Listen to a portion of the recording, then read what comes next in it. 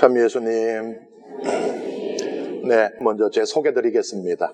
저는 안동교구 함원식 이사야 신부입니다. 반갑습니다.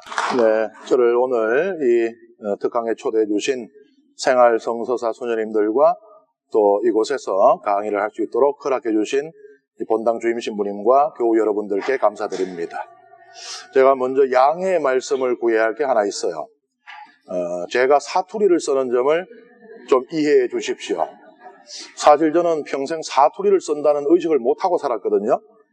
그런데 제가 미국에 있을 때 튀르키예 친구하고 둘이 영어로 대화를 하고 있는데 한 한국 학생이 왔어요. 그래서 무슨 일이시냐고 그랬더니 경상도 분들이 한국말로 대화하는 것 같아서 왔다고.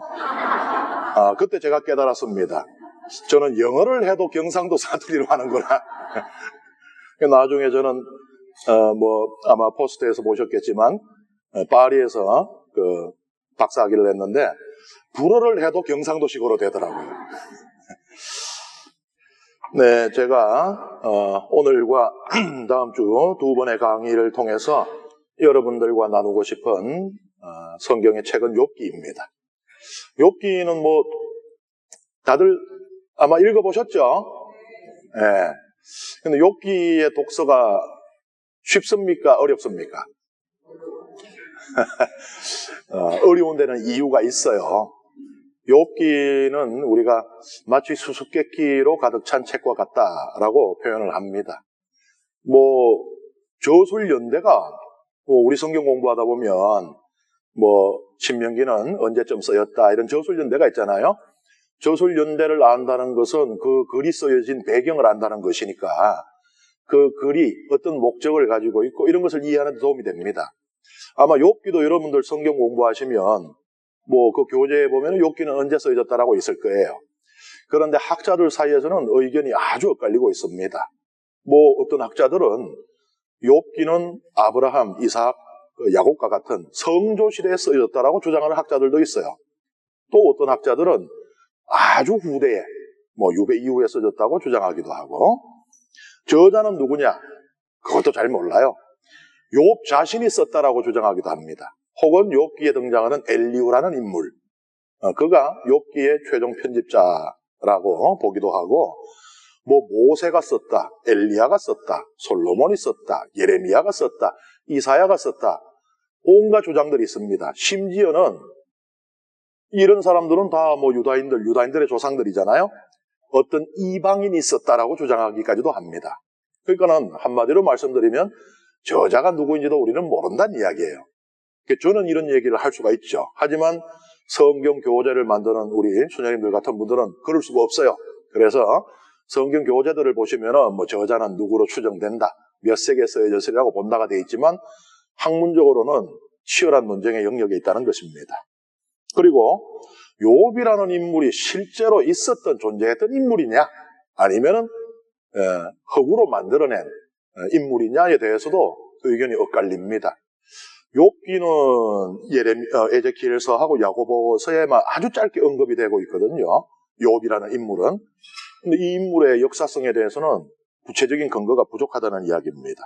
그리고 성경은 책들을 분류하고 있잖아요. 오경, 역사서, 예언서, 지혜문학 이런 식으로 분류를 하잖아요. 욥기는 어디에 속할 것 같습니까? 지금이야 여러분들 성경 펴시면은 지혜문학으로 돼 있잖아요. 너무 당연한 걸 물으니까 그냥 대답을 안 해버리시는데, 그런데 꼭 그렇지가 않아요. 시대적으로 욥기는 물론 이제 유다교의 정경을 제가 말씀드리는 겁니다만은 한때는 예언서에 속해 있었고 다른 때에는 성문서에 속해 있었고 그래요. 그러니까는 이게 예언서인지 지혜문학인지도 잘 모르겠다 소리거든요. 그리고 욥기를 원문으로 만약에 여러분들이 읽게 된다면 아주 당혹스럽게 돼요. 성경의 언어를 통해서 우리는 그 역사적인 연대 추정도 하고 영향을 준 다른 이제 외적인 요소들도 파악을 할 수가 있는데 욥기에는요 아주 전통적인 히브리어도 나오고 있고요. 그 다음에 아람어라고 아시죠? 예수님이 사용했던 아람어의 영향을 받아서 아람어화된 히브리어도 나옵니다. 그리고 전통적인 히브리어보다 훨씬 오래된 고대 히브리어도 쓰이고 있어요. 그러니까 뒤죽박죽인 거예요. 그리고 무엇보다도 가장 어려운 것은 무슨 쿠폰이 도착했다 그러는데요.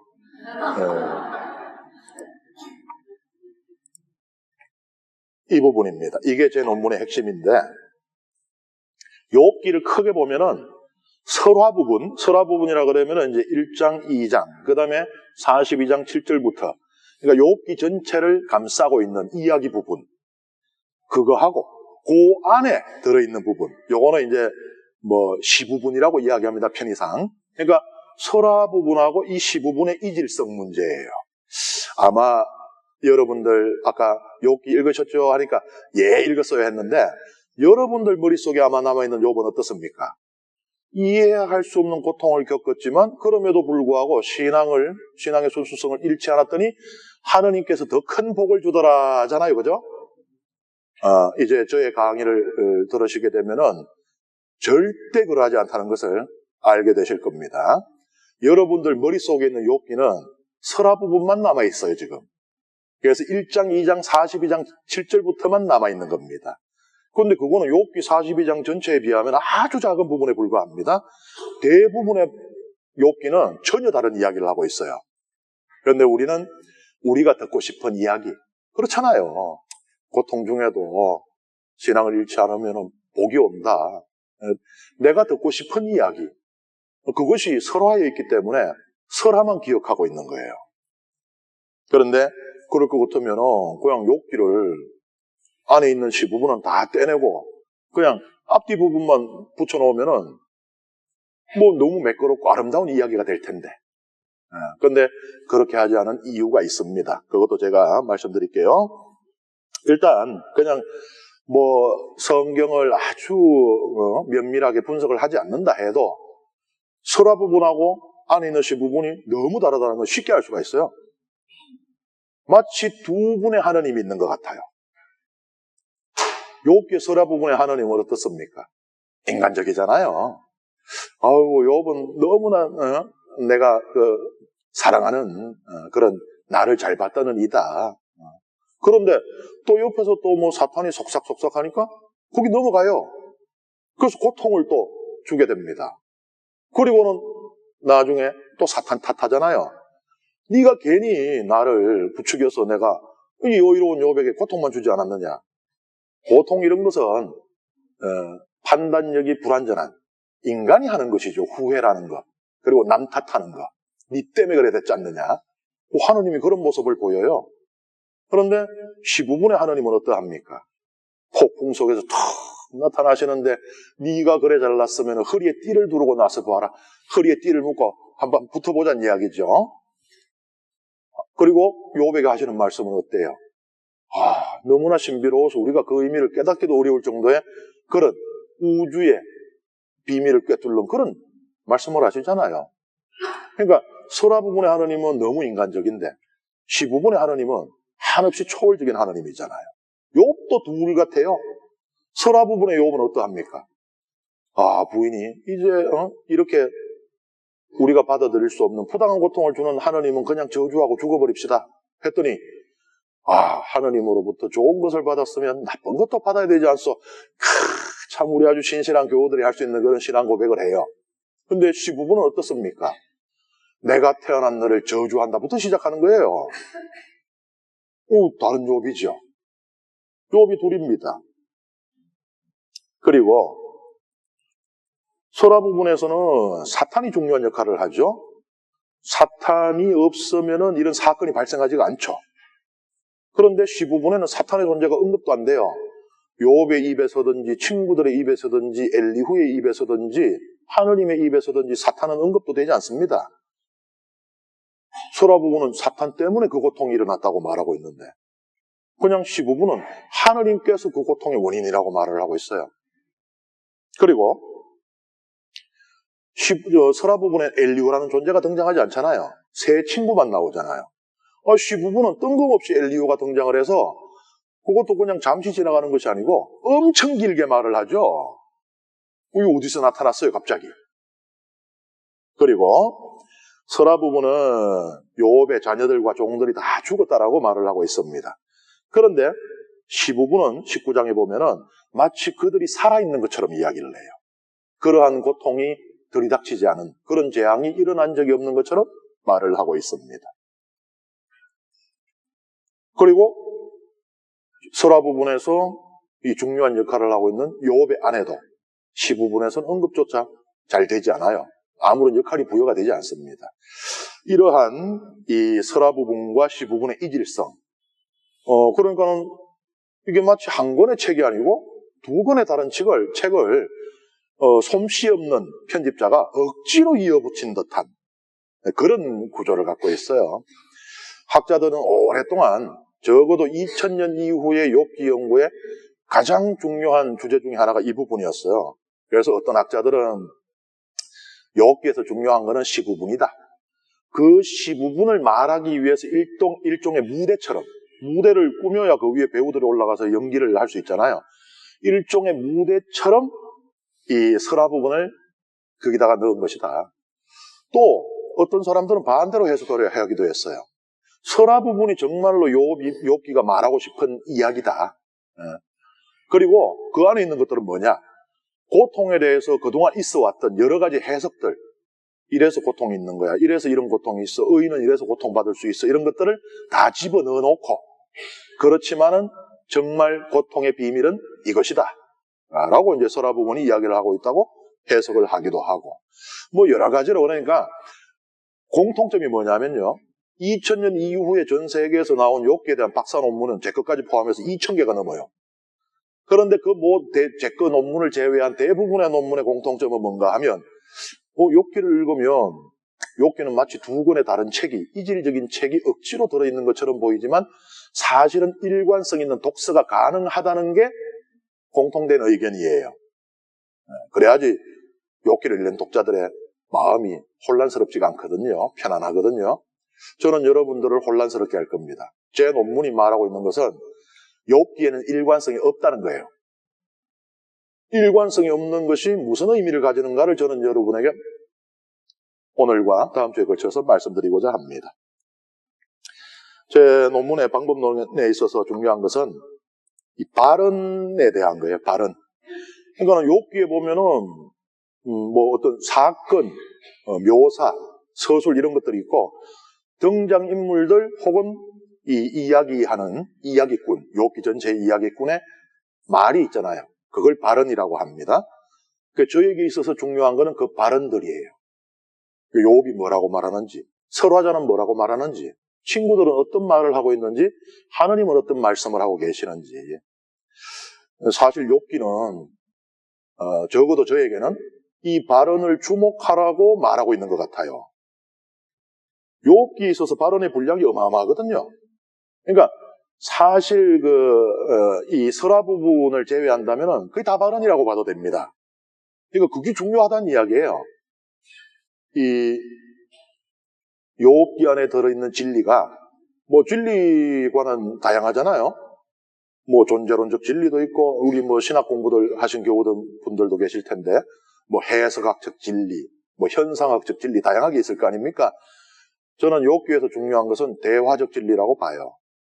이것은 이 발언과 발언이 끊임없이 경쟁하는 가운데 생겨나는 진리입니다. 우리가 이제 혼돈할 수 있는 게, 대화라고 하면서 실제로는 대화가 아닌 것들이 있어요. 상대주의적인 대화. 이거는 진정한 대화가 아니에요. 특히 이제 우리나라에서 이런 현상들이 많이 벌어지는데, 이 대화를 하다가 이게 토론으로 넘어가면은 싸움처럼 생각되고 불편해져요. 그러니까 그걸 피하고 싶은 겁니다. 그런데 내가 또 그냥 졌다라고 말하기도 그래요. 그럴 경우는, 그래, 뭐 각자 생각이 있는 거지. 너는 그래, 네 생각하고 난 내 생각하면 된다. 그러니까 더 이상 발언과 발언이 만나는 것을 멈추는 겁니다. 발언과 발언이 만나지 않으면 대화가 아니에요. 그래가지고는 뭐 1시간을 같이 대화를 하는 것 같은데 실제로는 평행선만 끝까지 가는, 부딪히지도 않고 헤어지지도 않는 그런 것은 상대주의적인 대화라고 할 수 있는데, 여기에서는 대화적인 진리가 생성되지 않습니다. 말하자면은 1시간 동안을 대화를 하고 왔는데 하나도 안 똑똑해져서 돌아와요. 뭔가가 전혀 생겨나는 것이 없습니다. 그 다음에 또 대화처럼 보이지만 진정한 대화가 아닌 것, 변정법이라고 들어보셨을 거예요. 정과 반이 만나서 합에 이른다는 거예요. 내 의견하고 네 의견이 적절히 만나서 합치된, 타협된 의견이 발생한다는 것인데, 이것도 진정한 대화라고 보기는 어렵습니다. 결국은 내가 아닌 것이 되는 것이거든요. 네가 아닌 것이 되는 것이거든요. 이 진정한 대화는 자기가 끊임없이 그대로 남아 있어야 돼요. 자기가 자기 아닌 것이 되어버리는, 다시 말하자면은 자신이 사라지면은 안 됩니다. 그래서 어느 순간 대화가 멈춰지질 않아야 돼요. 정반합이 되면은 멈춰지잖아요. 합의에 도달했으니까 더 이상 이거 가지고는 이제 누구하고는 토론할 일이 없게 돼버려요. 이건 그렇지 않습니다. 2000년 전이나 지금이나 2000년 뒤나 계속 되어야 하는 것이 진정한 대화거든요. 여기서 끊임없이 생겨나는, 그러니까 오늘 너하고 만나서 대화를 하잖아요. 그럼 내일도 또 만나서 대화하잖아요. 대화가 똑같을까요? 다를 수밖에 없습니다. 왜? 나는 그대로이지만 내가 성장을 하잖아요. 제가 석사 논문을 쓸 때 파리에서 논문을 끝내지를 못해요. 왜냐하면 오늘 이쯤이면 된 것 같은데 내일 보면은 또 부족한 게 보여요. 왜? 그만큼 더 똑똑해져 있거든요, 제가. 그래서 이 정도면 이제 내도 되겠다 싶으면 그 다음날 보면은 또 부족한 게 보여요. 그래서 제 이제 지도 교수님이 그 수녀님이셨는데 그 수녀님을 찾아가서 큰일 났습니다. 논문을 끝낼 수가 없습니다. 그랬더니 그건 원래 그런 거래요. 그럼 어떻게 끝냅니까? 나한테 갖고 와서 내가 됐다 그러면 끝난다. 안 그러면 죽을 때까지 못 끝낸다는 거예요. 왜? 저는 죽을 때까지 계속 똑똑해질 거거든요. 어제 써놓은 거는 마음에 안 들게 돼 있어요. 그래서 오늘 똑같은 주제로 똑같은 사람과 대화를 했더라도 내일 대화를 하면 또 다른 대화가 돼요. 그러니까 끊임없이 생성되는 진리, 이 대화적 진리가 거기에 가능해요. 정반합으로 합의에 도달하고 나면 그건 멈추게 되겠죠. 대화적 진리가 생겨날 수가 없다는 것이거든요. 이 대화적 진리라는 개념이 아마 생소하게 들리실 수 있을 거예요. 하지만 고대에도 이런 개념은 존재했습니다. 소크라테스. 대화를 통해서 진리에 도달해가는 것. 그리고 이런 것을 이제 문학적으로 구현하는 것을 다성적인 문학이라 그럽니다. 그러니까 오케스트라, 심포니 하면은 여러 개의 소리들이 함께 있는 거잖아요. 그러니까 이 소리 저 소리가 같이 들어있어요. 다성적인 문학. 예를 들면은 도스토옙스키의 작품을 우리가 읽기 어려워해요. 또 읽고 나서 독후감 써내서 하는 거 옛날에 숙제도 많이 했죠. 하고 나면 사람마다 저마다 해석이 달라요. 난 이렇게 이해했다. 난 이런 메시지를 찾았다. 그 왜 그러냐? 그 모든 게 거기 다 들어있기 때문이라는 겁니다. 도스토옙스키라고 하는 이 저자는 다성적인, 그러니까 대화적 진리라는 개념을 갖고 있었던 사람인 거예요. 그래서 그걸 문학적으로 구현을 하니까 이 다양한 발언들이, 다양한 의견들이, 다양한 생각들이 다 공존하고 있는 겁니다. 보통 이제 문학들은 그렇지가 않아요. 다양한 등장인물이 나타나고 그 등장인물들 사이에 추구하는 가치관도 다르고 하지만은 결국에는 하나로 통합돼요. 누군가는 성자가 있는 겁니다. 말하자면은 나머지 모든 등장인물들 혹은 나머지의 모든 가치관, 모든 생각들은 그 마지막 하나를 위해 존재하는 거거든요. 단성적인 문학입니다. 하나의 소리만이 남아요. 그런데 오케스트라는 어떻습니까? 연주 마칠 때까지 처음에는 무슨 바이올린, 비올라, 첼로, 트럼펫 다 하다가 나중에 이 노래 마칠 부분 되면은 다 사라지고 바이올린 하나만 남습니까? 아니죠. 노래 마칠 때까지 소리가 그대로 다 있죠. 이게 다성적인 문학이에요. 그 도스토옙스키의 문학은 그러하기 때문에 다 읽고 나서 그래 그 책에 까라마조프가의 형제들은 무슨 내용이더라 하면 이 사람은 나는 이거로 읽었어. 그 소리를 들은 거예요. 다른 사람은 내가 볼 때는 그 책은 이런 얘기하는 것 같아. 다른 소리를 들은 겁니다. 그래 한 사람이 먹고 한 사람이 틀린 게 아니고 다 맞는 거예요. 이런 게 다성적인 문학입니다.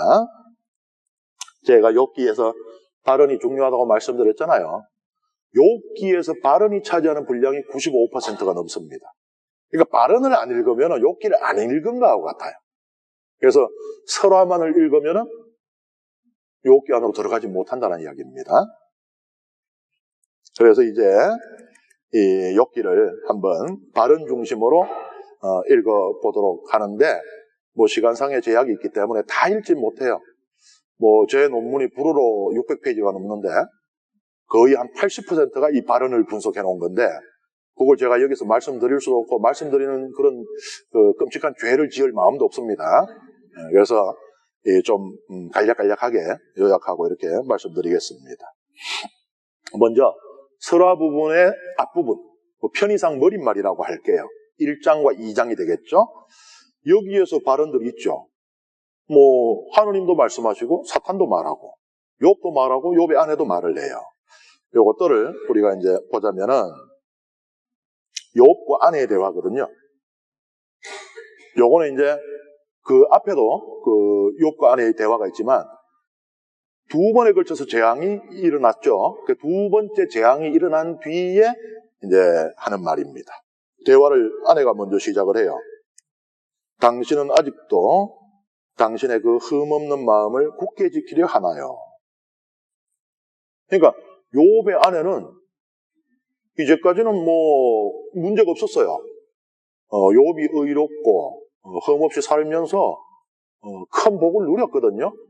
그런데 이제 이런 재앙이, 그러니까는 이해할 수 없는 고통이 들이닥친 뒤에 욥의 아내는 생각을 바꾼 겁니다. 이때까지 생각했던 하나님이 아니에요. 상선벌악, 그 인과율이 깨진 겁니다. 하나님은 의인에게 복을 내리시고 악인에게 벌을 내리시는 분이 아니라는 겁니다. 그게 욥의 아내가 내린 결론이에요. 그러니 이제는 의롭게 살 필요가 없잖아요. 그렇죠?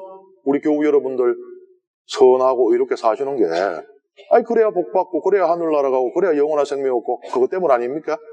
근데 그게 깨졌다 그럴 것 같으면 굳이 의롭게 살아야 됩니까? 의롭게 살면 세상 살면서 손해보는 일이 다반사인데 욥의 아내가 그런 생각을 하는 거예요. 그러면서 욥에게 뭐라 그랬는가 하면요, 하느님을 저주하고 죽어버려요. 화가 나가지고 그냥 홧김에 하는 말이냐? 그럴 수도 있지만 이 하느님의 정의를 최종적으로 확인해 보라는 거예요. 만약에 의인이 상을 받고 악인이 벌을 받는다 할 것 같으면 하느님을 저주하면 죄를 지은 거잖아요. 죄인이잖아요. 그러면은 죽어야 돼요. 천벌을 받아서, 벼락을 맞아서. 확인해 보라는 겁니다. 정말 내가 그리고 당신이 이제껏 우리가 믿어왔던 그런 하나님이 맞는지 나는 아니라는 결론을 내렸고 당신은 계속 고집을 피우니까 당신이 직접 확인해 봐라. 하느님한테 쌍욕해 봐. 벼락 치면은 당신이 맞는 거다. 벼락 안 치면 상선벌악이 깨졌네. 하느님을 저주하는데도 아무런 벌이 없네. 거꾸로 이야기하면은 하느님의 가르침을 따라 살고 의롭고 선하게 살아도 복 안 내릴 수 있다는 이야기거든요. 그걸 확인해 보라는 겁니다. 여기서 제가 발언에 대해서 말씀드렸잖아요. 발언에 있어서 중요한 건 양태거든요. 양태. 양태라는 것이 뭐냐면은 말을 할 때요. 자기가 하는 말과의 관계를 맺고 있어요. 말하자면 내가 이 말을 하는데 확신을 갖고 할 수도 있고 조금은 의심스러운데 이 말을 할 수도 있고 좀 더 회의를 가지고도 이 말을 할 수도 있어요. 그러니까 나는 열심히 노력하면 성공할 거야. 확신을 가지고 말할 수도 있고 그래도 열심히 하면 좀 성공할 가능성이 있지 않을까라고 말을 할 수도 있어요. 그리고 이 말을 하는 사람과의 관계도 이 양태 안에 담길 수가 있어요. 그래서 뭐 잘한다 할 수도 있고 잘한다 이거 진짜 잘한다 소리예요? 그거 봐요. 이런 것들을 양태라고 합니다. 그래서 이 양태가 굉장히 중요해요. 발언에는. 욥의 아내의 말의 양태는 굉장히 강한 양태를 갖고 있습니다. 그러니까 욥의 아내는 확신하고 있어요. 하느님은 결코 상선불악이니 우리가 이제 뭐 좀 어려운 말로 보상신학이라고 하죠. 선에는 선으로 악에는 악으로 하느님께서는 그렇게 우리에게 갚아주신다. 이 보상신학이라는데 그거 없다. 하느님은 그런 신 아니다. 그게 욥의 아내가 확신을 갖고 하고 있는 말이에요. 심지어는 욥의 아내 말의 양태가 욥의 말의 양태보다도 강해요. 그냥 우리 말로 되어 있는 성경 읽으면 뭐 욥의 말이 훨씬 강하게 느껴지죠. 당신은 미련한 여자들처럼 말하는구려. 하느님께서 좋은 것을 주셨으면 나쁜 것도 받아들여야지 하는 것 같잖아요. 그런데 양태를 분석하면은 욥의 아내의 말의 양태가 더 강합니다. 그러니까 하느님은 정의의 원칙 이런 거 없어 하는 게 더 강하다는 이야기예요. 그래서 이제 욥 보고 신심을 포기하라는 거예요. 심각한 문제가 발생을 했거든요. 차라리 하느님이 악하잖아요. 여러분들께 한번 물어볼게요. 하느님을 종잡을 수 없는 하느님이 좋아요? 아니면 악한 하느님이 좋아요? 나는 종잡을 수 없는 하느님이 좋다. 나는 악한 하느님이 좋다. 저만 둘러들었네요. 둘 중에 선택하라 그러면 악한 하느님을 선택할 겁니다. 왜? 하느님이 악하면 악하게 살면 복 받을 거 아니에요. 하느님을 종잡을 수 없으면 어떻게 됩니까? 기가 막힌 거예요. 지금 이게 내가 자선을 베풀어야 되나 말아야 되나 베풀었다가 번개 맞을 것 같기도 하고 안 베풀었다가 맞을 것 같기도 하고 이제 이걸 불어로 이제 이마지나시옹 모랄이라고 하는데 우리는 이마지나시옹 모랄을 갖고 살아갑니다. 내가 여기서 한 발을 이렇게 내딛었을 때 뭐가 발생하리라는 걸 알기 때문에 발을 내딛을 수가 있어요.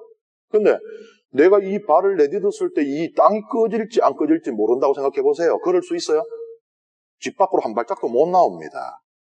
우리는 삶 전체가 이 이마지나시옹 모랄 때문에 가능해지는 건데 욥의 아내가 지금 그걸 문제 삼고 있어요. 선을 베풀었을 때 복이 올지 선을 베풀어가지고 번개 맞을 줄 모르는 거예요. 지금 이게 하나님이 악한 것보다 심각한 겁니다. 아니 악신은 지금도 전 세계에 있는 종교들 중에는 이 사타니즘이라 그래요. 사탄을 섬기는 종교들이 있어요. 악신을 섬기는 종교들이 있습니다. 흑마술, 흑주술이 있어요. 그대로 살면은 편합니다. 나쁜 짓 할 때마다 통장에 잔고가 늘어나고 주식이 팍팍 뛴다고 생각해봐요. 오늘 밤에 잠 못 자지. 내일은 또 어떤 나쁜 짓을 해야 되는지 이제 노트 적어놓고. 왜? 나쁜 짓을 하면은 복이 오니까. 이게 정말 심각한 문제인 거예요. 하느님이 선한지 약한지 알 수 없다는 거. 아니 수만하시는 것도 막 이제는 불안해 모셔요.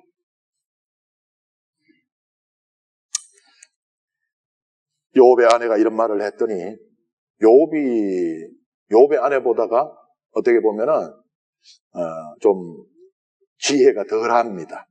욥의 아내의 말은 일리 있죠 이거. 아니 욥이 의롭게 살았더니 지금 재앙이 왔으니 이제는 그 원칙이 깨졌다는 거, 그 논리적인 추론의 결과잖아요. 근데 욥은 그냥 뭐 우리 경상도 이제 남자들 잘 하듯이 히 미련한 소리 하고 있어. 그러거든요. 나발이라는 히브리다 하는데 그냥 이제 미련하다, 지적으로 부족하다는 의미만이 아니고 불경하다, 경멸받을 만하다 이런 의미를 갖고 있어요. 그리고 그 다음에 욥이 그러잖아요. 우리가 하느님께 좋은 것을 받는다면 나쁜 것도 받아들여야 하지 않겠어? 너무 아름다운 신앙의 고백 같은데 이건 논리적으로 따지면은 욥의 아내하고 비교가 될 수 없이 약합니다. 이 근거가 뭔데요? 좋은 걸 받았으면 나쁜 것도 받아야 된다고 주장하는 근거가 뭐예요? 왜 그런데? 왜 받아야 돼요? 안 받고 싶잖아요, 솔직히. 받아야 하는 논리적인 이유가 있습니까? 만약에 하나님으로부터 좋은 것을 받았고 그 뒤에 나쁜 것이 오는데도 받으면 그 다음엔 더 좋은 게 온다라는 논리가 있다면 오케이. 우리가 뭐 참을 수 있죠. 좋은 대학 가겠다고 잠줄이면서 고3 생활 보내기도 하잖아요. 일종의 투자지. 근데 지금 욥의 말에는 그런 어떤 논리도 들어가 있지 않아요. 그냥 어떻게 보면은 순진한 신앙이라고 볼 수 있고 어떻게 보면은 맹목적인 신앙이라도 볼 수 있는 거예요. 거기다가 욥이 지금 자기 입으로 뭔 말을 하고 있어요? 하느님이 동시에 선의 원천인 동시에 악의 원천이라고 말하고 있잖아요. 아니 좀 지혜로운 신앙인 것 같으면은 하느님으로부터 좋은 것을 받았으면 악한 것도 받아야지라고 말하면 안 되고 하느님께서 우리에게 악한 것을 주실 리가 있냐? 자녀가 우리가 빵을 달라는데 뱀을 줄 리가 있냐? 이래야 될 거 아니에요. 근데 하느님 원래 그 나쁜 짓도 잘해. 그 얘기를 지금 자기 입으로 하고 있어요. 억수로 경건한 척하면서 실제로 하느님을 욕비이고 있다.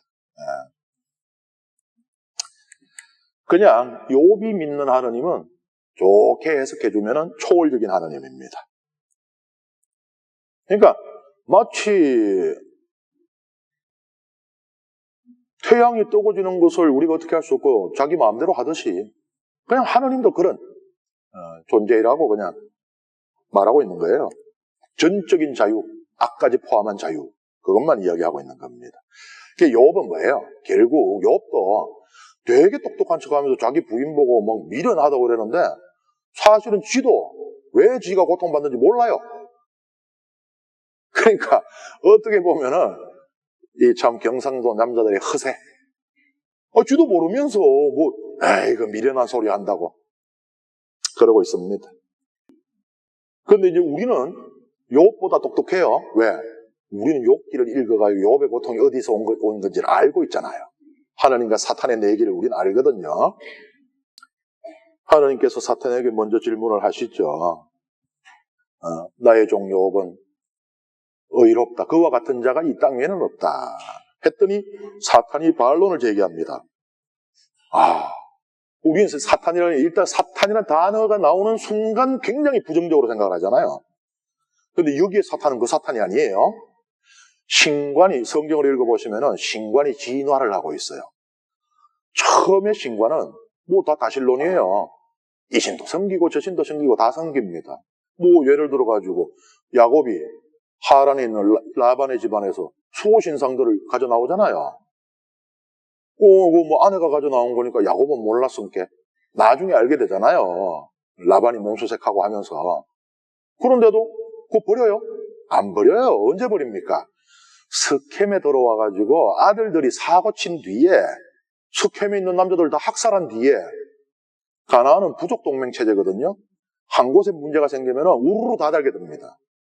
야곱 집안이 살아날 수가 있나요? 가나안에 있는 모든 부족들이 연합해서 들어오면 이제 거의 101% 죽을 위험에 처해서야 하느님께 매달리면서 신앙의 순수성을 가져옵니다. 그래서 스켐에 있는 나무 밑에다가 그 수호신상을 묻어요. 그때 끝나지. 그 전까지는요.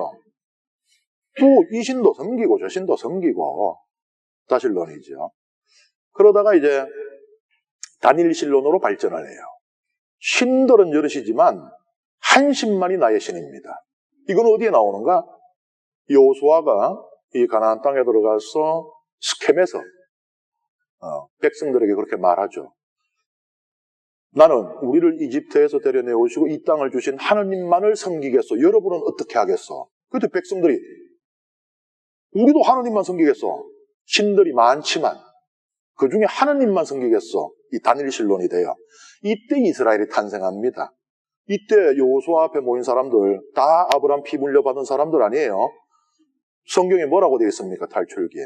이집트에 몸붙여 살던 다른 민족 종들도 그 밤에 같이 나왔다고 되어 있잖아요. 그러고 난 뒤에 그 사람들 어디 딴 데 갔다는 얘기 있습니까? 같이 들어왔어요, 가나안 땅에. 그러니까 아브라함의 후손도 있고 북쪽 사람도 있고 다 있어요. 이 사람들이 하느님께 대한 신앙을 고백하면서 이스라엘이 탄생을 한 겁니다. 말하자면 이스라엘은 애초부터 혈연으로 탄생한 백성이 아니고 믿음으로 탄생한 백성이에요. 그러니까 예수님이 아브라함의 후손들, 이 흙으로도 만들 수 있다. 아브라함의 피를 물려받아야만 이스라엘이 아니라는 이야기거든요. 어쨌든 여기서 단일신론을 볼 수 있죠. 그리고 이제 유일신론이 나오겠죠. 근데 초기 유일신론이 있습니다. 절대적인 이 존재, 신이 하나밖에 없어요. 그러면은 우리가 통제할 수 없는, 또 우리가 이해할 수 없는 모든 일들은 다 그로부터 와야 돼요. 다른 원천이 없잖아요. 그러니 우리에게 풍년을 내려주는 것도 하나님이고, 흉년을 주는 분도 하나님이고, 따스한 햇살과 싱거로운 바람을 주는 분도 하나님이고, 폭풍과 홍수를 내리는 분도 하나님이고, 이래 돼야 돼요. 왜? 초자연적인 존재가 하나님밖에 없으니까. 이게 초기 유일신론이거든요. 그리고 그래 되니까 어떻게 돼요? 아유, 암만 그래도 하나님이 무슨 호떡지 집듯이 변덕이 뒤집는 것도 아니고, 복을 줬다가, 또 벌을 줬다가, 좀 너무하지 않냐? 이러니까 이제 후기 유일신론으로 가면은 안 좋은 것만 담당하는 이제 그 비서가 등장을 해요. 그게 사탄입니다. 그래서 하느님은 복을 주시고, 사탄이 인간을 죄 짓게 하고, 그래서 고통을 겪게 하고. 욥기는 어디에 속해 있냐, 지금 이게. 초기 유일신론에 속해 있어요. 그러니까 여기는 선과 악의 역할이 다 하나님께 다 있다는 얘기예요. 그럼 여기 등장하는 사탄은 뭐냐? 우리가 이야기하는 사탄은 히브리어로도 그냥 사탄이거든요. 여기 지금 욥기에 나오는 사탄은 정관사가 붙었어요. 하사탄입니다. 이거는 우리가 알고 있는 사탄이 아니에요. 하느님의 신하. 그것도 하느님께 가까이 갈 수 있을 정도의 충직하고 신뢰받는 신하. 그래서 천상과 지상을 왔다 갔다 하면서 하느님께 보고를 직보할 수 있는. 그러니까 여기 사탄은 악의 화신, 악마 그런 게 아니고 하느님의 신하입니다. 이 충직한 신하가 하느님을 유혹하고 있는 게 아니에요, 지금. 하느님으로 하여금 죄를 짓게 하려고 하는 게 아닙니다. 충직한 신하니까요. 왜 이런 소리를 하느냐? 하느님을 위해서 이러고 있어요. 생각해 보세요. 하느님은 지금 욥이 나에게 너무 잘해, 욥 같은 애가 없어 하고 있는데, 알고 봤더니 욥의 잔머리가 아주 그냥 하느님을 흡족하게 했더니 돈통에 돈이 꽉 차네. 아니, 하느님의 말을 조금 더 잘 지켰더니 막 자녀들이 아들 7, 막 딸 셋 태어나고 막 짐승들 유산도 안 하고 막 숭풍숭풍 놓네? 어이구, 하느님한테 제사를 매일 바쳤더니 그냥 막 동방에서 제일 큰 부자가 되네? 아하, 꿀단지를 찾았다. 그럼 뭐가 돼요? 하느님이 자판기 되는 거 아닙니까? 500원 넣었더니 커피 나오고 1000원 넣었더니 사이다 나오고. 사탄은 하느님이 그래 돼서는 안 된다는 겁니다. 하느님은 존중받으시고 경외받으셔야 되는데 인간한테 놀아나서는 안 된다는 거예요. 그래서 시험해야 됩니다. 욥의 저 신심이 정말 순수한 것인지, 정말 하느님이 하느님이시기 때문에 섬기고 있는 건지, 아니면은 미사 참여 열심히 하고 성체조비 열심히 하면 애 서울대 붙여주기 때문에 나오는 건지 확인을 해야 된다 이거예요. 이런 충직한 신하가 어디 있어요? 하느님이 인간한테 놀아나는 꼴은 못 보겠다는 거거든요. 여러분들이 사탄 입장이라면 어떻습니까? 하느님의 충실한 신하라면 충분히 의심할 수 있잖아요. 어떤 땐 나도 나를 의심할 때가 있잖아요. 내가 정말 이게 하느님 때문에 이러고 있는지, 내가 좋아가 이러고 있는지, 다른 사람들이 좋다 하니까 이러고 있는 건지 헷갈릴 때 있잖아요. 순수한 신심, 그거에 대한 시험이라고 보는 거거든요. 그런데 어쨌든 지상에 있는 욥과 욥의 아내는 이런 사정은 몰라요. 그래서 이 이야기들이 만나가지고 어떤 결론으로 도달해 가질 않아요. 욥하고 욥의 아내의 대화는 얼핏 보기에는 정리되는 것처럼 보이잖아요. 욥이 뭐라고? 그랬더니 욥의 아내가 이래갖고 이제 끝나는 것처럼 보이지만 제가 말씀드렸어요. 양태는 욥의 아내 발언이 양태가 훨씬 세다고. 그러니 정리된 게 아무것도 없습니다. 그래서 욥기는 1장과 2장에서 끝날 수가 없습니다. 딱 끝나고 42장 7절부터 딱 붙여버리면은 완벽한 한 권의 책이 돼요. 아주 얇아지겠지만 1장짜리 성경도 있는데 이건 그래도 3장이면 괜찮은 거잖아요. 근데 이렇게 못 건네는 거예요. 그래서 이제 욥기에 그 두께가 두꺼워지기 시작을 합니다. 이제 그리고는 욥과 친구들의 대화로 넘어가게 되거든요. 3장에서 27장까지인데 3개의 사이클로 구성되어 있어요. 욥하고 친구 이렇게 대화하고, 그 다음에 또 욥하고 친구 둘째, 셋째, 그 다음에 또 이렇게 이 3 사이클로 구성이 되어 있는데 시간상 다 보지는 못합니다. 어쨌든 이제 욥이 다른 이야기를 하죠. 뭐 좋은 것을 줬으면 나쁜 것도 받아들여야 되지 않겠소라고 하던 욥이 이제 저주해요, 하나님을. 내가 태어난 날을 저주하노라. 욥의 발언이 요 보면은 3장 1절부터 이렇게 3장 9절 안에 이 저주거든요. 히브리 문법으로는 하나님을 저주하는 게 불가능해요. 그래서 어떻게 하느냐? 나를 저주해요. 그러면은 내 생명의 주인이 하나님이잖아요. 하나님을 저주하는 것과 같아요. 그래서 지금 하나님을 저주하는 겁니다. 근데 이 저주가 7개나 들어있어요. 그리고 저주의 대상이요, 그냥 창조 그 자체입니다. 이거를 욥의 그 저주를 이래 읽다 보면은 떠오르는 성경 구절이 있어요. 창세기 1장 3절, 빛이 생겨라. 근데 지금 욥의 저주는요, 빛이 사라져라라고 말하고 있어요. 창조를 우로 되돌리는. 그러니까 이 세상이 생긴 자체가 문제인 거예요. 창조주 하나님께 대한 저주인 거죠. 우리가 그런 말 불가에서 하잖아요. 인생은 고해다. 이거는 어떤 특정한 조건이나 사람을 가리지 않습니다. 그냥 사람의 삶이라는 것은 고통이게 되어 있다는 거잖아요. 뭐 나든 너든 상관없습니다. 100년 전의 사람이든 100년 뒤의 사람이든 상관없어요. 그러니까 인생이, 삶이 존재하는 한 고통은 같이 있다는 이야기거든요. 욥도 지금 그런 이야기를 하고 있는 겁니다.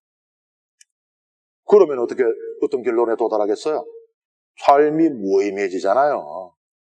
아니, 내가 뭔 짓을 해도 아무리 의롭게 살고 선하게 살고 하나님의 계명을 따라 살고 해도 우리에게 주어지는 것이 고통밖에 없다면 굳이 그렇게 열심히 힘들게 살아야 될 이유가 있습니까? 없어지죠. 그러니까 내일 아침에 눈 뜰 이유도 없는 거예요. 무의미에 도달하게 됩니다. 그래서 욥은 죽음을 바라게 된 거예요. 차라리 내가 태어난 날이 없어져라. 기회 안 태어났는 게 좋은 거예요. 존재하는 순간부터 나는 이미 고통을 어떻게 재수가 좋아가지고 그동안에 뭐 이쁜 마누라 만나고 자식들, 착한 자식들 놓고 부유하게 배 안 곪고 다른 사람들한테 이제 뒤에서 이야기하는 거 보면은 다른 사람들한테 존경받고 그렇게 살아왔지만 그거는 어쩌다 정말 우연히 재수 좋은 날들이 이어진 것에 불구하고 결국은 이거는 나에게 닥치게 되어 있었던 고통이다. 왜? 원래 삶은 그런 거니까. 그래 생각을 하니까 태어나지 말걸. 그래서 내가 태어난 날을 저주하는 겁니다. 빛이여 사라져라. 창조의 그 순간이 없어져라. 그렇게 이야기를 했더니 이제 첫 번째 친구 엘리파즈라고 하는 친구가 욥에게 말을 해요. 우리가 이제 흔히들 생각할 때 이미 착한 편, 나쁜 편 정해놓고 뭘 보는 경향이 있어요. 드라마 같은 거 볼 때도 보면 주인공은 착하고, 그 다음에 이제 뭐 빌런이라 그러죠. 악한, 그런 대상이 있잖아요. 제가 말씀드리는데, 욥기에서 선악이라는 건 없어요. 다른 발언들이 있을 뿐입니다. 다른 생각, 다른 가치관이 있을 뿐이지, 하나가 옳고 다른 건 틀렸고, 하나는 맞고 다른 거는, 그러고, 이런 것이 없다는 이야기예요. 우리는 보통 욥의 편을 들잖아요. 그래가지고 욥은 옳고 친구들은 어떻게? 나쁜 친구들이지. 과연 그럴까요? 욥기는 그런 말 한마디도 안 합니다. 이 친구들이 멀리서 고통받고 있는 욥을 위해서 왔어요. 그리고 한동안은 아무 말도 안 하고 옆에서 눈물만 같이 툭툭 흘려요. 진정한 우정 때문에 온 겁니다. 근데 진정한 우정은 그걸로 만족하지 않게 하는 거예요. 이렇게 절망 속에 고통을 겪고 있으니 위로해주고 싶은 겁니다. 뭐라도 말을 하고 싶은 거예요. 가장 이 궁극의 위로는 그냥 고통에 공감하는 게 아니고 그 고통을 없애주는 거거든요. 근데 욥의 고통을 가만히 보니까 재산을 잃은 거, 뭐 자녀들이 다 죽은 거, 자기가 병에 걸린 거, 그거는 욥이 견딜만 하더란 거예요. 근데 욥이 정말 견디지 못하는 게 도대체 왜 나에게 이런 일이 발생했는지를 모른다는 겁니다. 선생님들한테 혹시 옛날에는 안 맞아봤나요? 저는 맞아봤지만 너 잘못했지? 몇 대 맞을래? 그 내가 내 잘못을 알고 맞으면은 맞을만 해요. 근데 난 잘못한 게 없는데 나와 5대 때리면은 그렇게 억울해 잠이 안 와. 욥의 고통, 가장 큰 고통 그거예요. 고통 그 자체보다도 그 고통을 이해할 수 없다는 것이, 그래서 요만큼도 그 고통을 받아들이지 못하는 게 가장 큰 고통이거든요. 그래서 친구들이 입을 여는 겁니다. 그 고통을 없애주고 싶어서. 그래서 우리가 볼 때는 욥 자네의 고통은 이러한 것 같네. 만약에 그게 욥이 받아들일 수 있으면 적어도 욥의 가장 큰 고통은 사라지는 거예요. 그러니까 친구들 너무 나쁘게 보지 마세요. 친구들 좋은 친구들이에요. 착한 친구들이에요. 이제 뒤에 보면 바른의 양태가 점점 강해지긴 해요. 그건 또 우리 이해할 수 있잖아요. 아, 좋은 마음으로 대화 시작하잖아. 왜? 테레사 있잖아. 내가 한 30분 뒤에 가면 막 목소리가 이만큼 올라가 있어. 내가 니한테 뭐 알았다 그래. 다시 말 안 할게. 그게 우리 이해할 수 있잖아요. 그래서 친구들이 바른의 양태가 강해지는 것을 가지고 그들이 악하다라고 말하면 안 돼요. 그들은 착한 친구들입니다. 욥을 위해서 거기 와 있어요. 그래서 이제 엘리파저가 욥에게 그 고통의 의미에 대해서 본인의 생각을 말해주는 거예요. 엘리파저는 하느님의 정의를 확신해요. 그리고 근거가 있어야 되잖아요. 그냥 하느님은 오르셔. 이거는 정말 덧없어요. 누군가 고통 중에 있는데 어떤 교우 가서 위로한다고. 그래도 하느님은 의로우시니까 하느님께서 다 알아서 하실 거야 할 때, 혹시 그런 상황이 있어 보셨던 분들 그 뒤기 위로가 되던가요? 개코도 모르는 기 또 와가지고 이런 생각이 들잖아요. 그 근거가 있어야 돼요. 그 엘리파저는 근거를 댑니다. 자기가 하나님의 계시를 받았다는 근거를 대는 거예요. 누군가 서 있었는데 나는 그 모습을 알아볼 수 없었는데, 그 형상이라고 그러잖아요. 여기 형상으로 번역된 히브리어 단어가 트무나거든요. 트무나는 히브리어 성경에서 항상 하나님을 가리켜요. 그러니까 하나님께서 내 앞에 서셔서 나에게 말씀해 주셨다라고 얘기를 하는 거예요. 그러니 내 이야기는 덧없는 이야기가 아니라는 겁니다. 하나님의 계시로 내가 너에게 말하는 것이라는 얘기예요. 그 뭐라고 말씀하셨냐 하나님께서 하셨더니 4장 17절 18절을 보면은 우리말 성경이 위에 번역이거든요.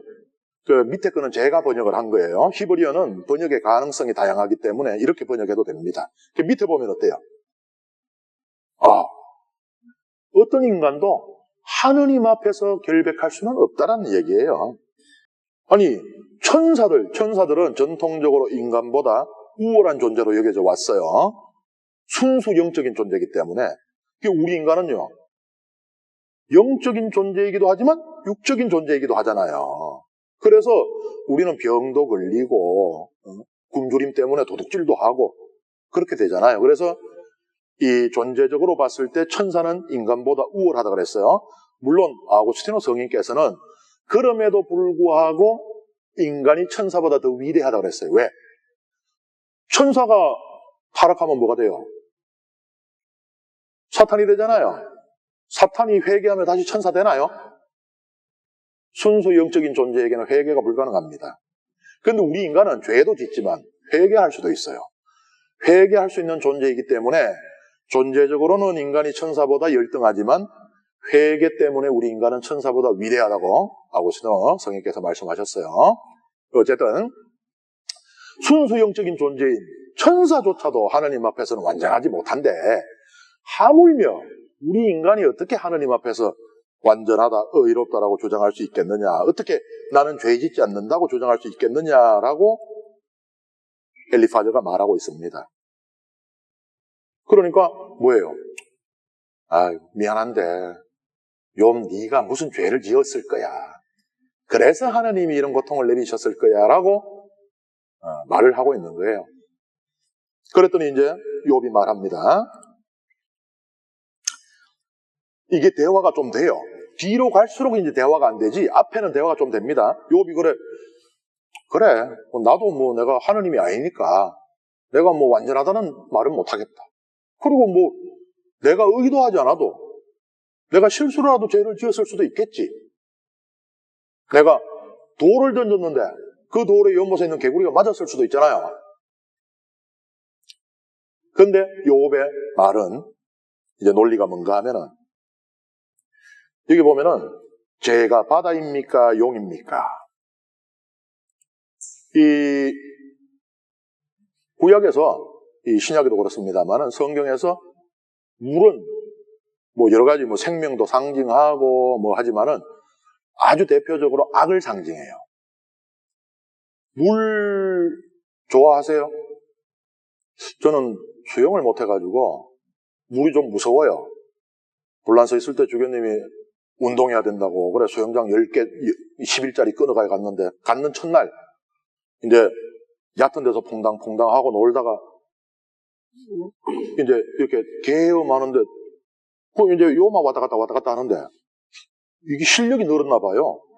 딱 가서 이제 당연히 서가지고 돌아와야 되는데 딱 섰는데 발이 안 돼요. 멀리 온 거예요. 그 실력이 늘어갖고. 옆에 그 줄 있잖아요. 줄 붙잡고 살아보겠다고. 근데 이놈의 줄이 팽팽한 게 아니에요. 쑥 들어가. 그리고 훅 하면은 또 쑥 올라와. 숨 쉬고. 그래가지고 소리를 질렀거든요. 오스쿠로 살려달라고. 그 옆에 이제 그 관리하는 사람이 있어요. 근데 이제 보더니만 막 뭐라 그래요. 장난치지 말고 나오라고. 나 지금 중매 사안에 하는데 그래갖고 이건 뭐 내 혼자 사는 수밖에 없구나 싶어가지고 들락날락하면서 줄 잡고 밖으로 나왔어요. 이거 무서워요. 이스라엘이 있는 가나안 그쪽에 있는 메소포타미아 유프라테스 강하고 티그리스 강이 있어요. 그래서 메소포타미아입니다. 강 사이예요. 근데 이거는 이집트의 나일강하고는 달라요. 일정한 범람을 해서 축복이 되는 신의 선물이라고 나일강하고는 달라요. 여기는 경류가 한 번씩 몰아치면은 이쪽은 이제 주로 그 가옥이라든지 이런 것들이 뭐 진흙이나 아니면 이제 나무 뭐 이런 것들로 해요. 그러니까 돌 쌓아지고 이런 재료가 없으니까 국이 한 번씩 경류가 몰아치면은 어떻게 돼요? 다 쓸려 나가겠죠. 그래서 그쪽에서 이제 이집트에 가면 왜 피라미드가 있잖아요. 피라미드처럼 생겼는데 뾰족한 윗부분을 잘라낸 형태로 생긴 지구라트라고 하는 것들이 있어요. 그 중에 이제 바빌론에 있던 지구라트가 바벨탑의 원형이 되는데 이 지구라트의 하단 부분에 역청으로 이렇게 발라놨어요. 역청이 그 아스팔트 만드는 재료 그 방수제거든요. 아니 사막 한가운데 왜 방수 처리를 했지 했는데 나중에 이제 학자들이 그 이유를 알아낸 거예요. 이게 한 번씩 경류가 들이치고 범람을 하면은 싹 다 쓸고 나가는 겁니다. 그거 어떻게? 대피소가 있어야 될 거 아니에요. 주민들이 전부 다 보따리 한 개씩 들고 지구라트 위로 다 올라간 거예요. 근데 이게 진흙으로 만들어 놨는데 이 경류에 이제 밑에가 다 쓸려 나가가지고 폭삭 무너지면 다 죽잖아요. 그래서 지구라트 하단 부분을 역청으로 방수 처리를 해놓은 겁니다. 거기 대피했다가 내려온다고 생각을 해봐요. 오랫동안 공들여서 일군 삶의 터전, 우리 가족의 보금자리였던 그런 집들, 우리 옛날에 보면은 왜 수해 한 번씩 하면은, 너들 집 세수 때 앉지, 우리 집 세수 때 앉지, 너들 집 장화가 우리 집 부엌에 들어와 있고, 그 기가 막히죠? 그 닦아도 어디선가 계속 나와, 그거. 그걸 보고 사람들은 물을 뭐라고 생각했겠어요? 악이다. 이게 혼돈의 악이다. 그리고 그 깊은 물 속에는 그 악의 정화, 악의 화신이 살고 있다라고 생각을 했습니다. 그게 이제 성경에 나오는 레비아탄이고 또 가나안의 이제 그런 신화에 따르면은 얌탄민, 바다의 괴물이 되는 것이거든요. 그거는 절대 악이잖아요. 그래서 신화들에 보면은 하나님께서는 그거와 맞서 싸우고 그렇게 하거든요. 근데 욥이 그러는 거예요. 내가 그거냐고. 내가 모르고 지은 죄가 있을 수는 있다. 실수로 지었을 수도 있다. 근데 내가 그런 악의 화신이냐고. 지금 하느님이 나에게 내린 고통 그 정도 급이다 이거예요. 야 엘리파즈 그래. 맞아 그래. 네 말 맞아. 내가 죄를 지었을 수도 있지. 근데 내 잘 알지 않냐. 네가 보기엔 내가 과연 이 정도의 고통을 겪어야 될 그런 얌탄인것 같은 존재냐고 말하고 있어요. 일리가 있죠? 정의라는 게 그렇잖아요. 죄에 대해서 벌을 하지 않는 것도 정의가 아닙니다. 하지만 죄에 과한 벌을 하는 것도 정의가 아니에요. 그래서 우리는 철저하게 형량이라는 것을 계산을 하고 따지잖아요. 빵 하나 먹었는데 깜빵 30년. 이거 정의라고 아무도 생각하지 않죠. 그랬더니 이제 엘리파즈는 어떻게 물러납니다. 두 번째 친구 빌닷에 등장을 해요. 첫 번째 엘리파즈는 자기 농거로 하느님의 계시를 들었잖아요. 그게 듣기 좋은 소리도 한두 번이지. 두 번째 친구도 와갖고 야 나도 계시를 들었는데 하면 약발 떨어집니다. 그래서 두 번째 친구는 근거로 뭐를 드느냐? 고대로부터 전승된 지혜. 이 전통의 지혜. 우리는 웬만하면 그거 다 인정해요. 그죠? 그래서 우리는 격언, 잠언 이런 것들 중시하고 그것들 익히는 거잖아요. 오랜 세월 동안 수많은 삶을 통해서 생겨난 것이기 때문에 그런 겁니다. 잠언이라는 게, 격언이라는 게 오늘 어쩌다 내 혼자 어떤 일을 겪었는 이게 잠언이 되진 않아요. 많은 사람들이 오랜 시간 동안 겪어왔던 것들이 그렇게 되니까. 그래서 이제 빌닷은 이 고대로부터 전생된 지혜를 논거로 삼습니다. 거기에 따르면은 이 세상은 철저히 인과율에 의해서 지배받고 있다는 거예요. 여기 보면 뭐라 그럽니까? 습지가 없는데 왕골이 솟아나고 물이 없는데 갈대가 자라겠는가? 물이 있어야 왕골이 자랄 거 아니에요. 갈대가 자랄 거 아니에요. 그것처럼 고통이 그냥 생기겠느냐? 죄가 있으니 고통이 생긴다. 고대의 지혜를 전성되던 그 이야기를 빌려서 이야기를 하는 거예요. 그러니까 이제 빌닷의 말은 만약에 내일 태양이 서쪽에서 뜬다면은 죄 없이 고통이 주어질 수 있겠지. 그런데 어제도 오늘도 내일도 그럴 일은 없지 않느냐. 그렇다면은 이 세상에도 이유 없는 고통, 부당한 고통은 없다라고 이야기를 하고 있어요. 빌닷이. 여기서 이제 이 친구들을 지배하고 있는 거는 신정론이라는 거예요. 신을 정당화하는 거예요. 이제 디오디시라 그러는데 테오스 디케 여신 아시죠? 정의 여신. 하느님이 정의롭다는 것을 하느님을 정당화하는 것이 이 신정론인데 우리 신실한 교우들도 신정론을 많이 펼치죠. 예를 들어 누군가가 야 하느님이 있다면은 왜 이런 일이 벌어져야 해? 하면은 그래 나도 그래 생각하면 맞장구 치고 그래요? 아니잖아요. 아니야. 그게 또 하느님만의 아시는 뜻이 있을 거야. 그게 신정론이에요. 이제 당하는 입장에서는 이 전문용어로 허파가 뒤집어져요. 근데 어쨌든 이 신정론 우리 교회에 오랫동안 자리 잡아왔던 것인데 친구들은 여기에 사로잡혀 있어요. 그러니까 하느님은 틀릴 수가 없다는 걸 전제를 하고 이제 이야기들을 해나가는 것이거든요. 이제 이 신정론 앞에서 욥은 허파가 디비지는 겁니다. 나 진짜 암만 생각해봐도 나 잘못한 거 없거든. 자기는 심지어 자기 자녀들까지 얘들이 혹시 지들도 모르는 사이에 죄를 지었을지 몰라가 걔들을 대신해서 매일 아침 제사까지 바쳤던 사람이거든요. 그러니까 나는 자면서 꿈에서도 나는 죄를 지은 적이 없어.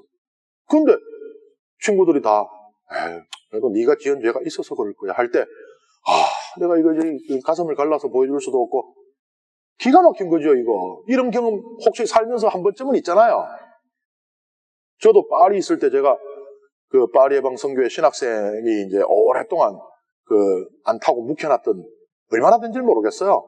그 차를 제가 좀 타게 됐는데 이 차 창 밑에 보면 고무로 이렇게 된 부분이 있잖아요. 창문 이렇게 오르고 내려갈 때 이렇게 고무로 된 부분. 이게 다 삭았어요.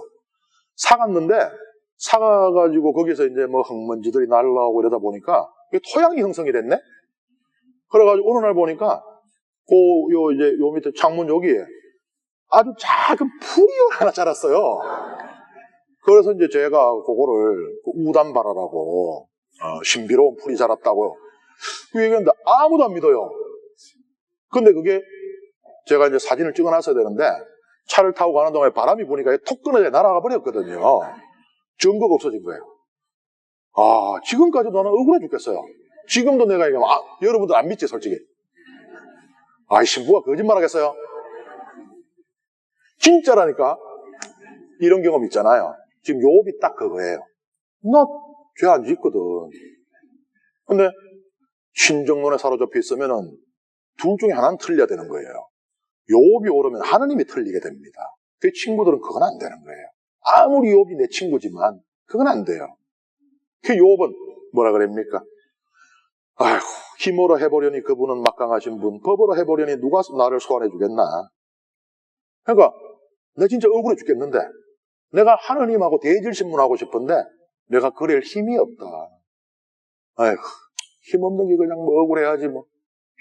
이제 이렇게 되는 거예요. 그 욥은 뭐예요? 결국 내가 옳고 하느님이 틀렸다는 얘기를 하고 있는 거예요. 그랬더니 세 번째 친구 조바르가 등장을 합니다.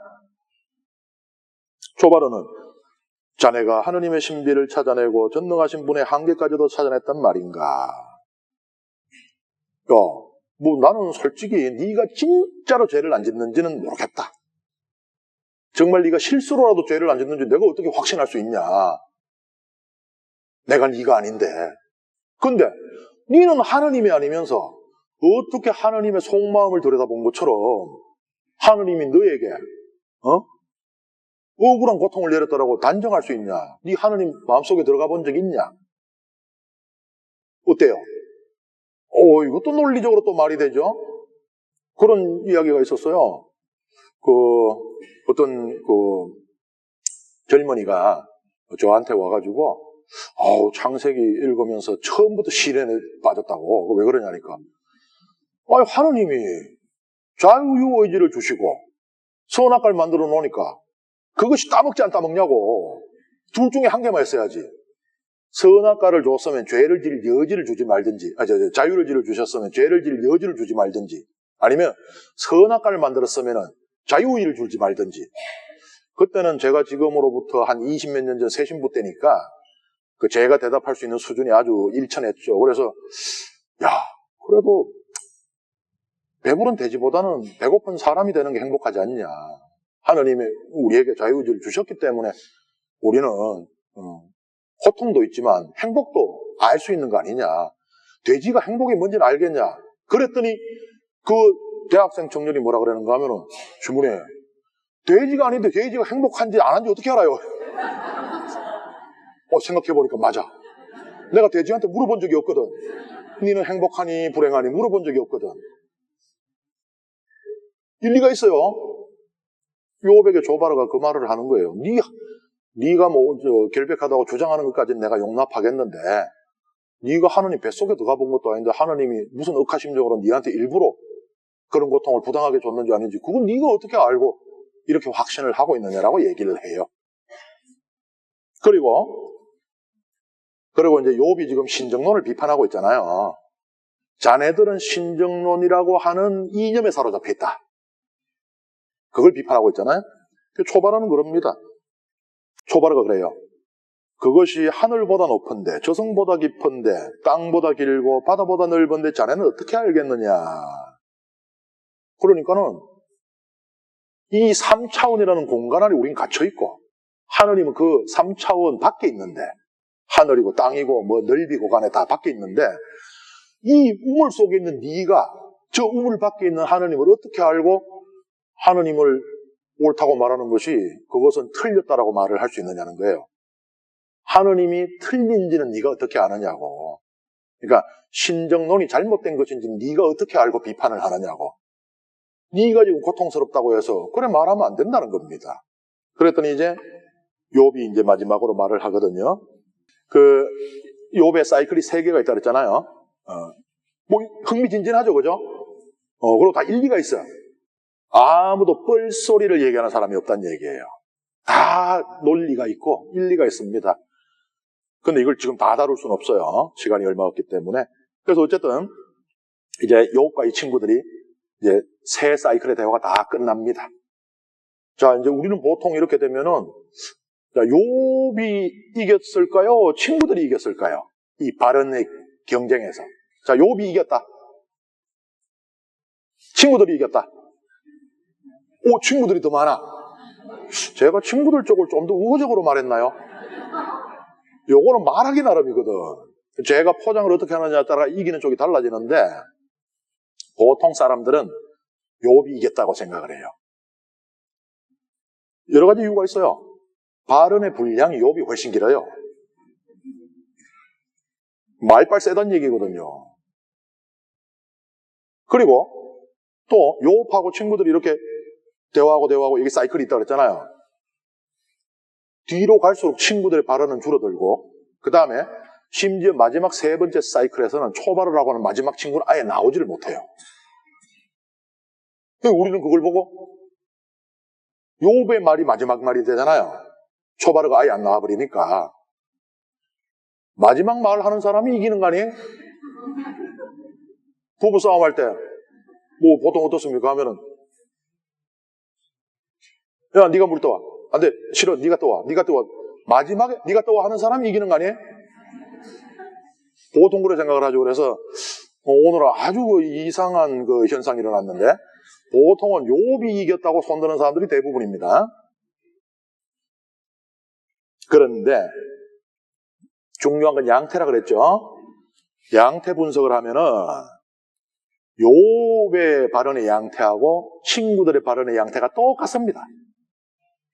그러니까 거기에 들어가는 확신을 드러내는 뭐 부사라든지 그 다음에 단정하는 그러니까 자기 자신의 1인칭으로 단정하는 그 어투라든지 이런 것들 다 비교하면은 똑같아요.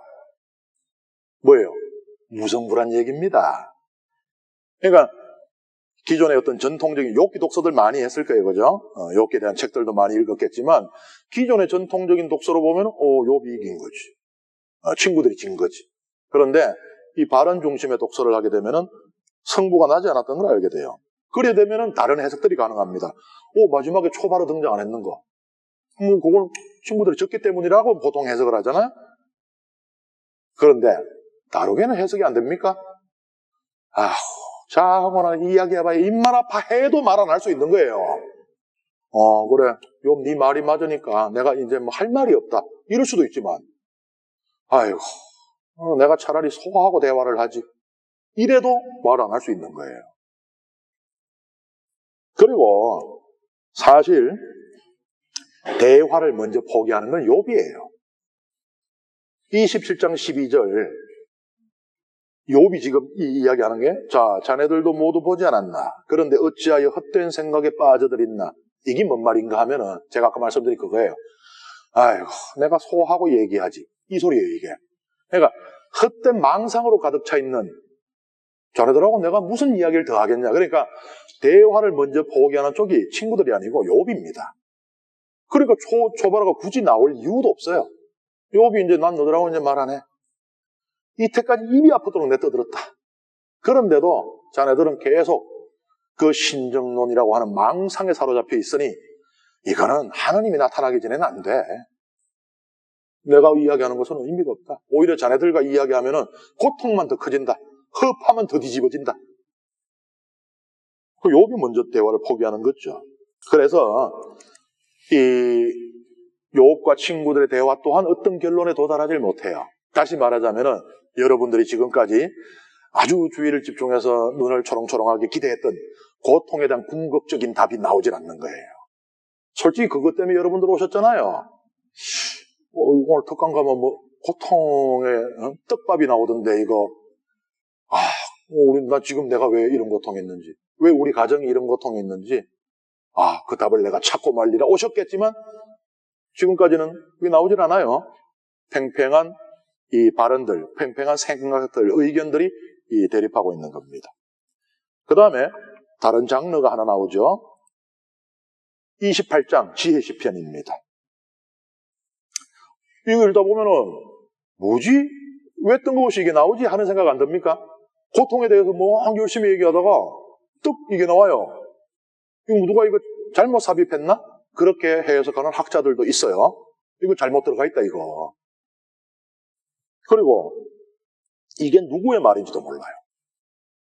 이게 욥의 말인지 친구들 중에 한 사람의 말인지 몰라요 이거 갑자기.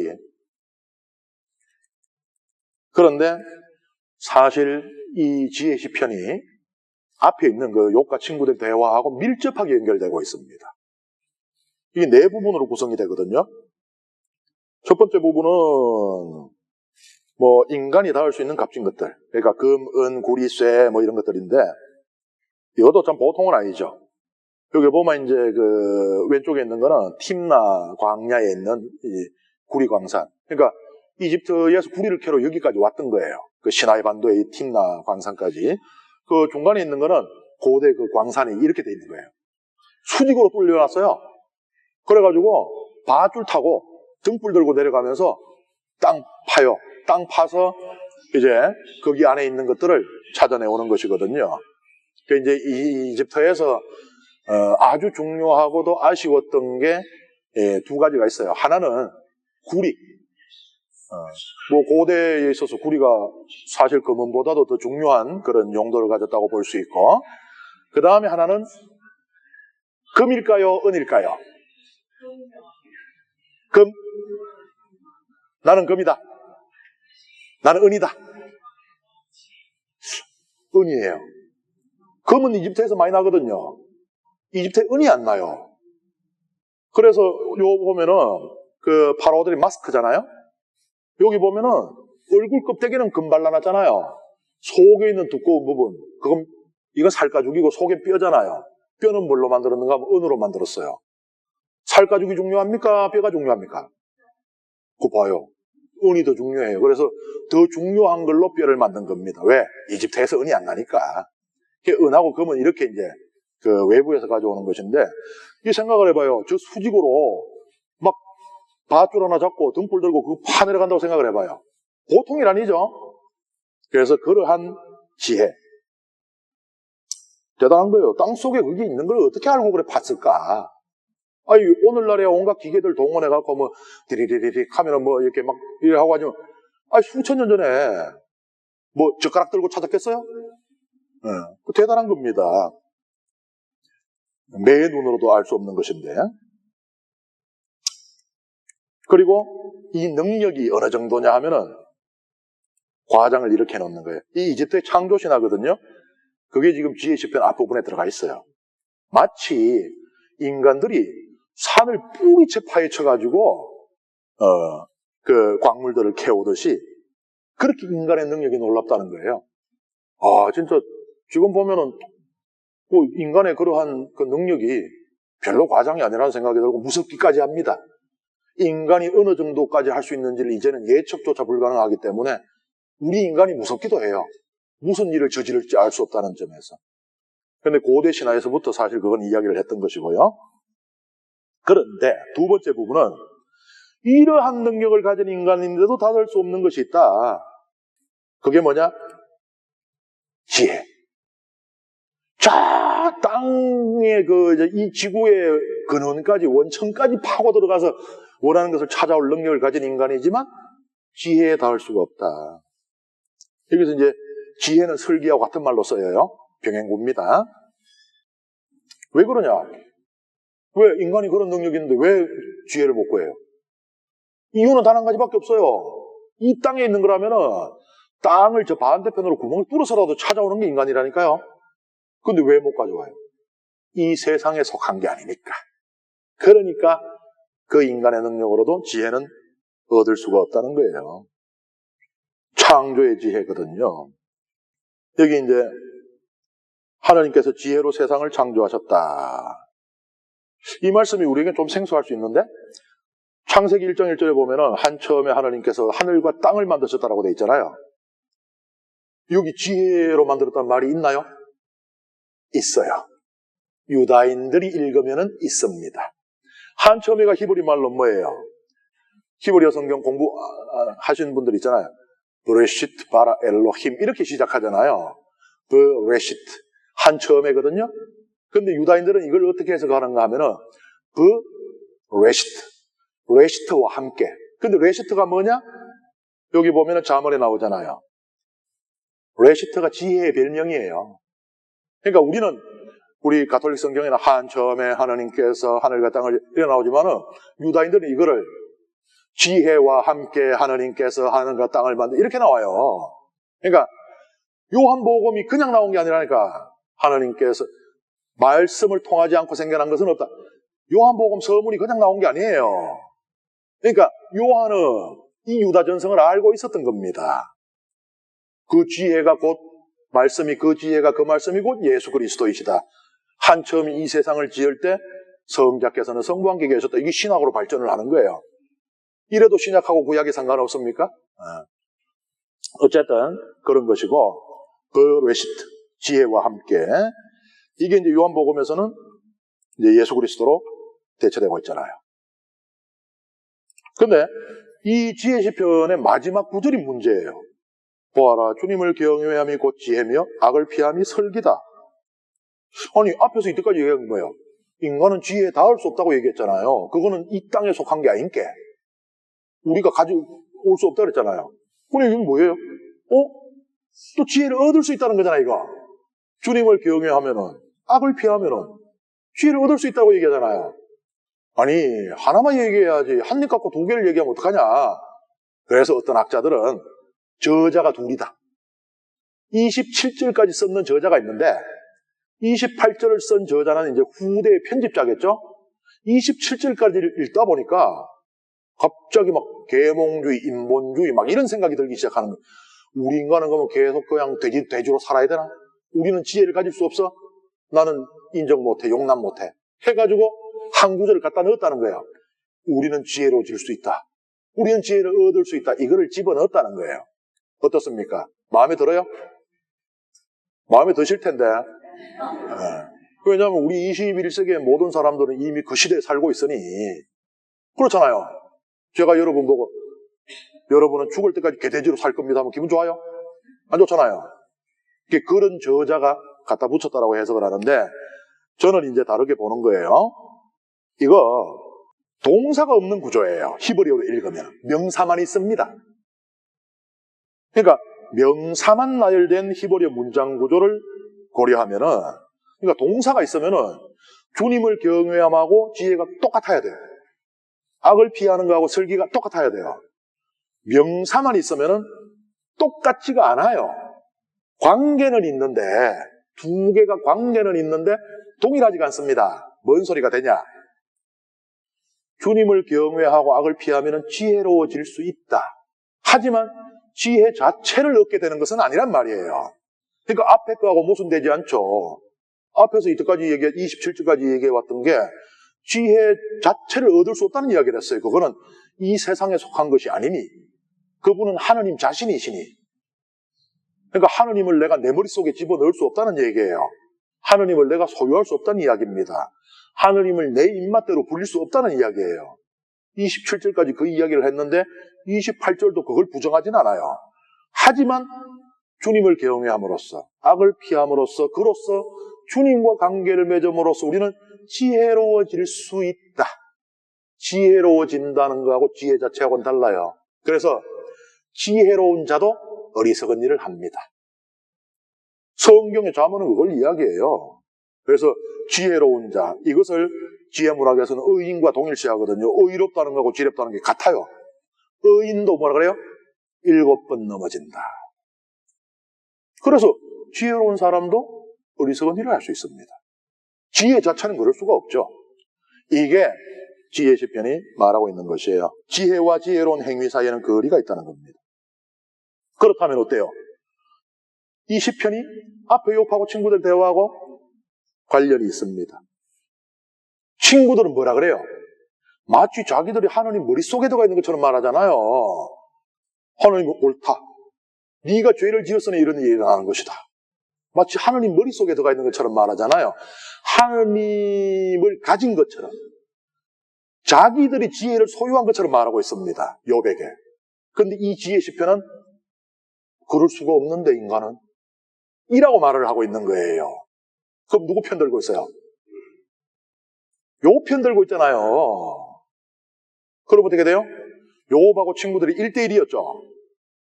이렇게 되면은 2대1이 되잖아요. 근데 경기가 아직 안 끝났어요. 이제 전반전 끝났습니다. 후반전은 다음 주에. 어쨌든 전반전은 2대1이에요. 그래서 다음 주 목요일에 뒷부분을 여러분들께 다시 말씀드리겠습니다. 1시간 반 안에 끝내달라 그랬는데 뭐 거의 정확하게 됐습니다. 고맙습니다.